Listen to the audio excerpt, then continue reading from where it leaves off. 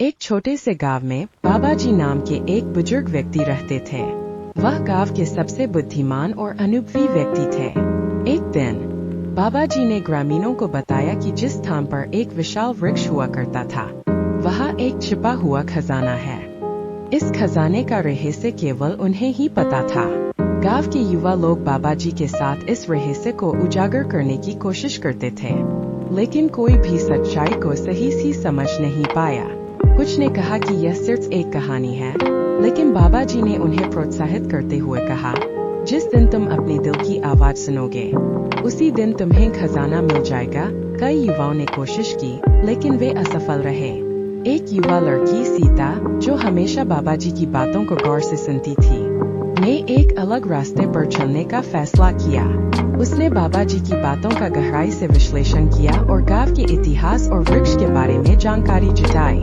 उसने पुराने नक्शे और दस्तावेजों का अध्ययन किया और ग्रामीणों से बातचीत की। धीरे धीरे सीता को कुछ संकेत मिले। उसने पाया कि वृक्ष के स्थान पर एक विशिष्ट प्रकार का पत्थर था, जिसका उल्लेख बाबा जी की कुछ कहानियों में था। उसने उस पत्थर पर एक खास चिन्ह देखा, जो पुराने नक्शे में दिखाए गए चिन्ह से मेल खाता था। सीता ने उस चिन्ह को ध्यान से देखा और उसे समझने की कोशिश की। उसने पाया कि यह चिन्ह एक विशिष्ट दिशा और दूरी का संकेत दे रहा था।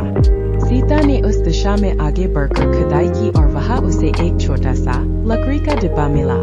डिब्बे में सोने के सिक्के नहीं थे, न ही हीरे जवाहरात। इसके बजाय उसमें बाबा जी की लिखी एक चिट्ठी थी। चिट्ठी में लिखा था, सच्चा खजाना ज्ञान और समझ में है, जो तुमने इस खोज के दौरान प्राप्त किया है। यही असली धन है।